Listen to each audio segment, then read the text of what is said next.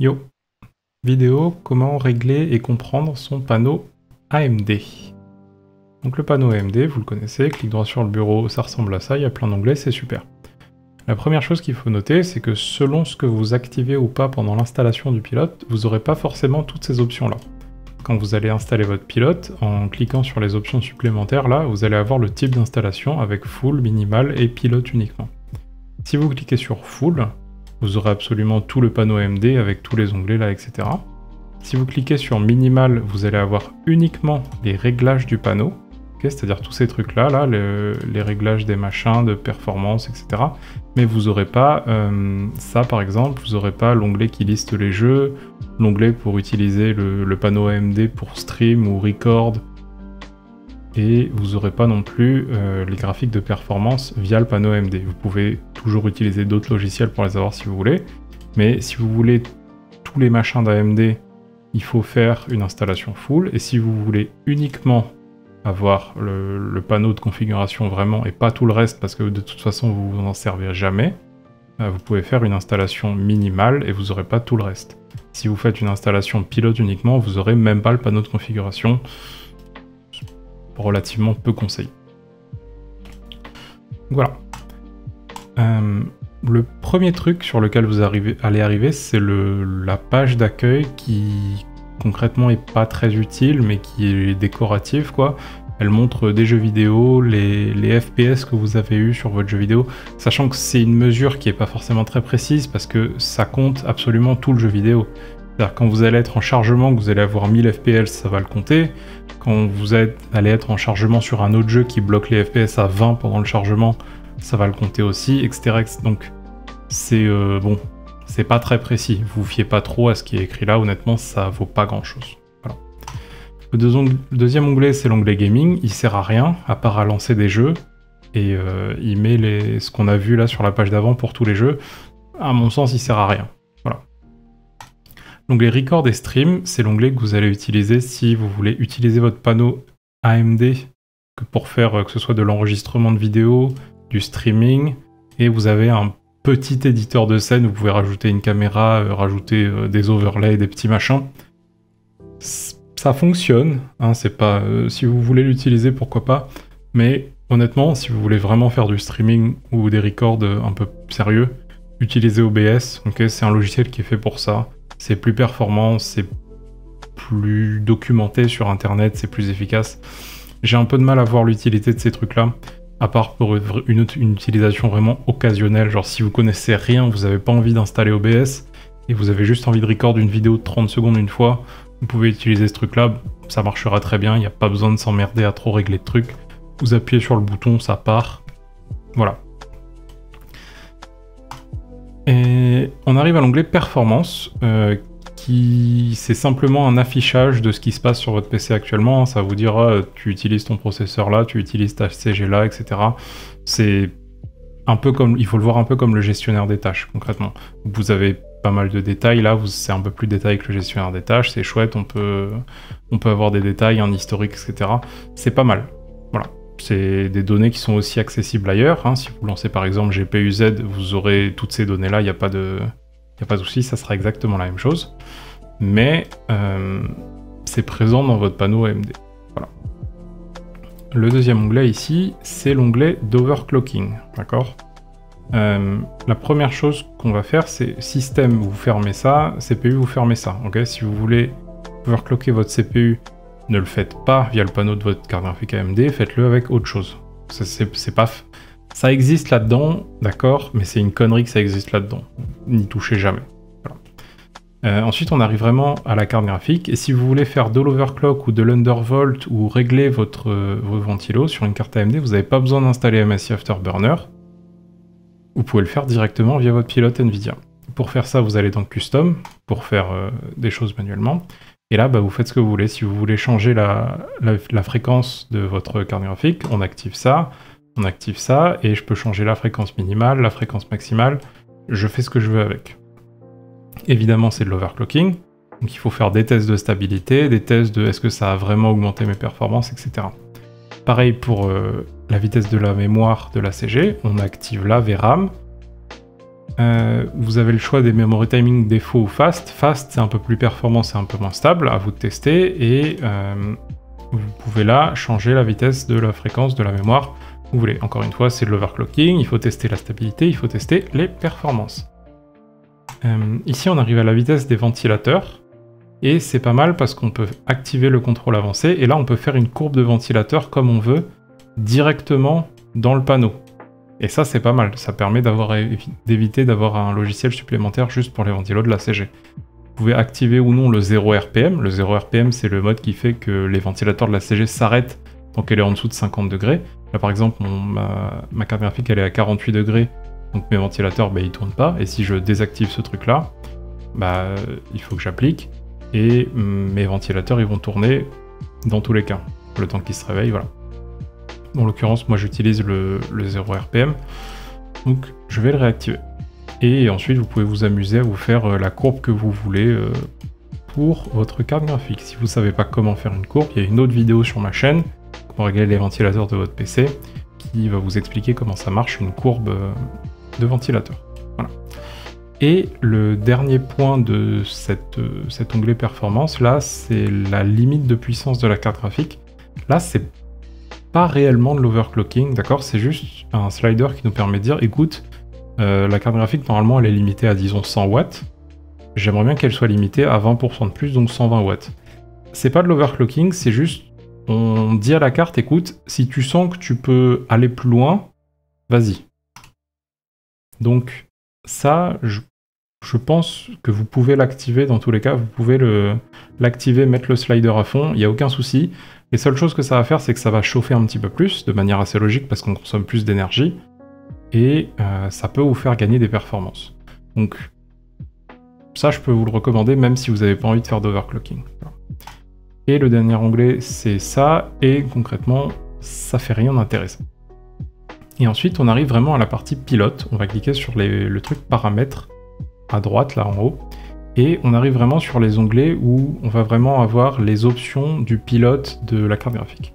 Donc le premier onglet, c'est l'onglet système où il y a des options un peu à la con, genre est-ce que je veux les pilotes recommandés ou est-ce que je veux les pilotes optionnels aussi? Est-ce que je dois vérifier les mises à jour automatiquement? Est-ce que je les télécharge automatiquement quand je les ai trouvés ou pas? Il y a l'import et l'export des paramètres du panneau directement dans le driver, et ça c'est vachement cool.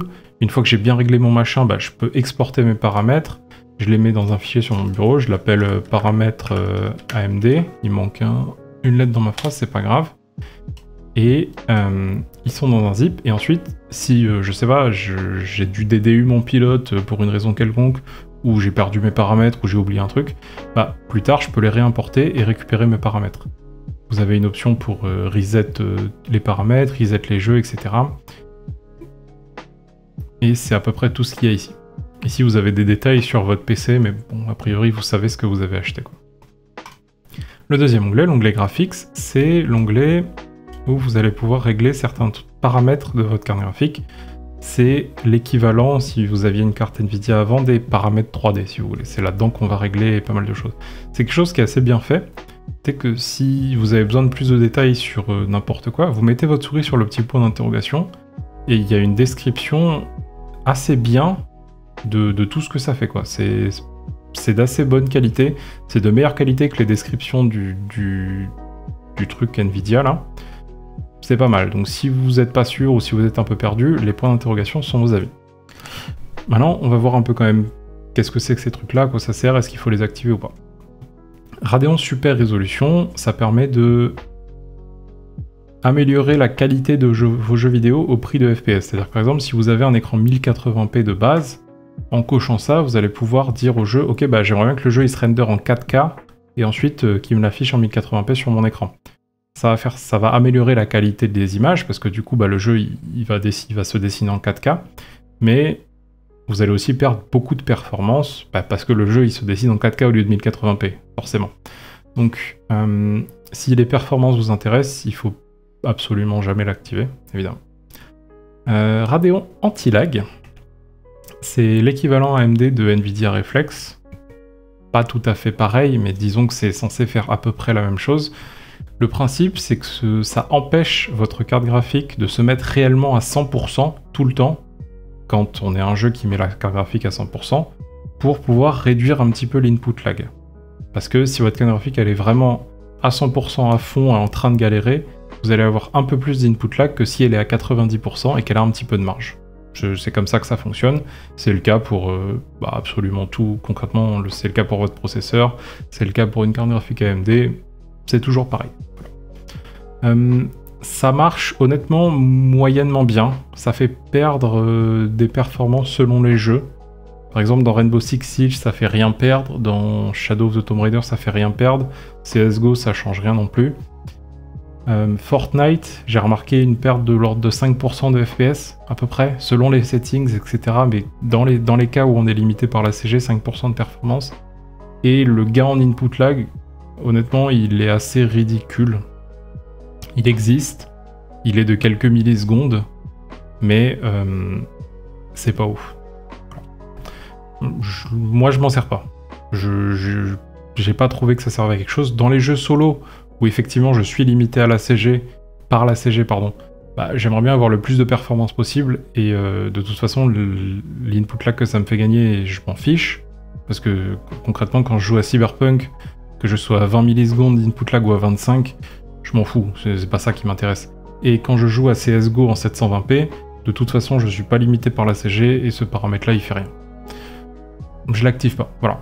Libre à vous d'essayer, et de voir ce que ça fait pour vous, et de décider si vous voulez l'activer ou pas. Ça peut avoir des avantages dans certains cas relativement rares, quand même. Radeon Chill, c'est de la merde. C'est pourri. Le principe du truc, c'est que ça bloque vos FPS quand il se passe rien à l'écran, et dès que vous touchez à votre souris, ça débloque vos FPS pour économiser de l'énergie. C'est de la merde, l'activez jamais. Voilà. Radeon Boost. Maintenant, ça fait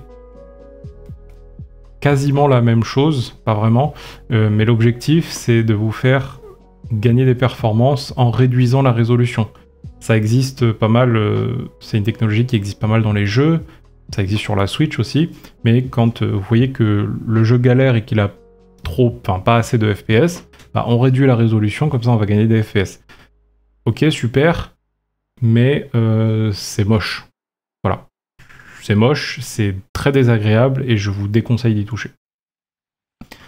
Radeon Image Sharpening. C'est assez simple, c'est un filtre de netteté. Voilà. C'est tout simplement ça, c'est un filtre de netteté qui a un impact sur les performances qui est vraiment faible. On parle de entre 0 et 2% d'impact sur les FPS, et qui peut servir quand même à rendre les choses plus nettes. C'est pas mal ce genre de filtre. À vous de l'essayer, de voir si vous préférez avec ou sans. Une fois quand vous l'activez, vous avez un slider de netteté. Vous pouvez mettre ce que vous voulez. Moi je l'aime bien à 70.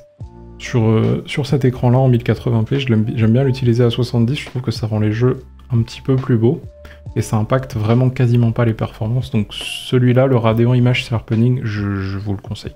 Voilà. Le Radeon Anced 5. Alors c'est une technologie de synchronisation verticale qui fonctionne sans limiter les FPS et qui permet de ne pas avoir de déchirement d'image ou tearing. Ça marche si votre écran est compatible FreeSync ou G5. Je vous suggère vraiment d'utiliser ça à la place, ok? D'utiliser le FreeSync ou le G5 à la place de ça, mais si vous avez un vieil écran qui supporte ni le G5, ni le FreeSync, ni l'Adaptive 5, parce que tout ce que je dis là c'est la même chose, vous pouvez essayer ça, ça peut donner un jeu un petit peu plus fluide au prix d'un peu plus d'input lag. Voilà. Vertical Refresh, donc c'est la V5, c'est la synchronisation verticale. Vous avez 4 options, là c'est pas mal. Vous avez toujours désactivé, toujours activé, et vous avez activé ou désactivé par défaut, sauf si le jeu demande autre chose. Si vous utilisez la FreeSync, ça sera un paramètre qu'on verra à part dans une autre vidéo. Si vous n'utilisez pas la FreeSync, je vous conseille de le mettre désactivé, sauf si activé dans le jeu. Comme ça, de base, il est désactivé, vous n'avez pas de problème d'input lag. Mais si jamais vous voulez l'activer dans un jeu, vous avez quand même la possibilité de le faire. Voilà. Ensuite, vous pouvez décocher ça, vous pouvez dérouler le petit menu avancé là, et on a quelques options en plus. A noter que la majorité de ces options, si vous mettez votre souris sur le petit point d'interrogation, vous verrez que ça n'affecte que les applications DirectX 9. D'accord? C'est un peu comme le panneau Nvidia. Vous lisez les options, ça semble être des trucs, waouh, ça va augmenter mes performances et tout. Non, ça marche jamais. Ok? Si quelqu'un vous dit, ah, il faut faire ça pour les performances, non. Les jeux DirectX 9, c'est les jeux qui ont plus de 10 ans. D'accord? Ça existe quasiment plus. Ça marche quasiment jamais. C'est pareil pour le panneau Nvidia d'ailleurs. Bref. Ici, vous avez une option du panneau pour bloquer les FPS. Vous pouvez l'activer et dire, ah, bah, je veux que mes FPS soient toujours bloqués à 160 maximum. L'utilisez surtout jamais. Ça pue la mort. Ça augmente votre input lag de façon drastique. J'ai fait des tests avec ce machin-là. En bloquant mes FPS en 160 dans un jeu, je suis à 13 millisecondes. Avec ce machin-là, je suis à genre 27. C'est terrible. Utilisez jamais ça, d'accord? Vous voulez bloquer vos FPS, utilisez la limite du jeu ou alors utilisez RTSS. Utilisez jamais ce truc-là. L'anti-aliasing, donc tous ces trucs-là, c'est DirectX 9 uniquement, d'accord? Donc concrètement, ça fait rien et mettez ce que vous voulez. Seule chose que vous pouvez faire éventuellement, c'est mettre ça sur performance, comme ça le jour où vous jouez à un jeu DirectX 9, c'est-à-dire jamais, vous allez gagner 4 FPS. Voilà. Ça, vous pouvez l'activer, mais c'est activé de base de toute façon. Et ça, il faut le mettre en AMD Optimize, mais pareil, c'est activé de base. Donc, voilà. Ensuite, on arrive à l'onglet Affichage. Ici, vous avez, pour chaque écran, vous avez la possibilité de mettre ce que vous voulez. C'est là qu'on va activer le FreeSync, d'accord? Si votre écran le supporte, je vous suggère de l'activer. C'est une chouette technologie. Si vous ne savez pas comment l'activer, pourquoi l'activer, qu'est-ce que ça fait, bah, on verra ça dans la vidéo FreeSync AMD qui devrait être disponible sur ma chaîne. Virtual Super Résolution, c'est à peu près le même principe que ce truc-là, là. Vous savez, le Radeon Super Résolution. Ça augmente la résolution virtuellement pour pouvoir l'afficher ensuite et augmenter la qualité. Ça flingue les FPS, mais ça donne un jeu plus beau. Parce que quand on le fait là, il faudra ensuite mettre une résolution différente dans le jeu, au lieu d'avoir directement dans le panneau AMD. C'est des méthodes différentes, les deux font concrètement la même chose. Le GPU scaling, c'est... Alors, si vous aviez un panneau Nvidia, ça correspond à ce que vous voulez faire des jeux en étiré ou avec des bords noirs sur les côtés, etc. Mon avis personnel, c'est que jouer en étiré, c'est une connerie, hein. Ça rend pas meilleur aux jeux vidéo, ça augmente pas... Enfin bref, c'est une connerie, mais si vous voulez faire ça, bah c'est ici. Voilà, vous mettez GPU scaling et puis vous aurez de l'étirer. Voilà. Le scaling mode, ça c'est si vous voulez full panel, vous allez avoir de l'étiré. Aspect ratio, vous allez avoir des black bars. Et center, vous allez avoir du noir de tous les côtés de l'écran, tout autour. L'integer scaling, c'est en gros, pour simplifier, ça améliorera un petit peu la qualité de l'image si vous faites de la résolution non native uniquement dans certains cas. Honnêtement, si vous avez besoin de ça, vous savez très bien que vous avez besoin de ça et vous n'avez pas besoin de moi pour vous le dire. La profondeur de couleur, mettez le maximum ici, ça sera déjà le... Ah merde, ça a coupé OBS. Non, c'est bon. Mettez le maximum ici, donc ça sera toujours le maximum, mais remettez-le si par hasard c'est autre chose. Ça, pareil, on laisse en full RGB, toujours. Ça, vous pouvez mettre du machin, ça va faire un peu de saturation, mais je vous déconseille de le faire là, et je vous conseille plutôt de le faire ici, là-bas, là, à droite, on verra après. Et si vous déroulez les specs, vous avez juste des informations sur vos écrans. Voilà. Infinity, c'est pour étendre l'affichage sur plusieurs écrans. Pas très... ça peut être intéressant si vous faites des trucs de triple écran, là, où vous faites du sim racing. Mais bon, bah pareil, si vous faites ça, vous savez que vous avez besoin de ça. Ici, on a des réglages de couleurs, donc c'est si vous voulez modifier les couleurs de l'écran. Si vous voulez l'éclat numérique, c'est ici, ça s'appelle saturation, et vous le mettez à fond. Ça se verra pas sur OBS, je pense, parce que ma capture se fait en display. Mais si vous le mettez à fond, ça modifie l'éclat numérique. Ensuite, luminosité, là, enfin, vous pouvez vous amuser là-dessus pour changer les couleurs de votre écran. Résolution custom, si vous voulez faire des trucs de résolution custom. Les overrides, concrètement, n'y touchez pas, hein, voilà. Et si vous avez un deuxième écran, vous pouvez faire display 2 et vous pouvez faire exactement la même chose si vous avez des choses à changer. Ensuite, on arrive dans audio et vidéo. AMD Noise Suppression, c'est RTX Voice, mais façon AMD. Ça permet de réduire, enfin, c'est des technologies qui permettent de réduire le bruit de fond sur votre micro. Ça fonctionne relativement bien si vous avez un environnement bruyant, mais ça prend un petit peu de ressources de la CG. Je vous déconseille de l'activer. Utilisez plutôt d'autres trucs, genre du push to talk. Comme ça, vous pouvez parler seulement quand vous appuyez sur le bouton, et vous faites pas chier tous les collègues. Vidéo profil, touchez pas, c'est des trucs de couleur, on s'en fiche. Les raccourcis clavier. Si vous voulez vous en servir, c'est pas très compliqué, hein. Vous avez des raccourcis clavier, vous les activez, et puis si vous voulez faire ça, vous appuyez sur le raccourci, et si vous voulez faire ça, vous appuyez sur le raccourci. Vous n'avez pas besoin de moi pour les lire et comprendre ce que ça fait. Moi je m'en sers pas. Les comptes, on se connecte pas. J'ai pas forcément envie de lier mon compte AMD et mon compte Facebook, surtout que j'ai pas de compte AMD. AMD Link, on s'en fiche. Relive VR, c'est pour faire de la VR, on s'en fiche.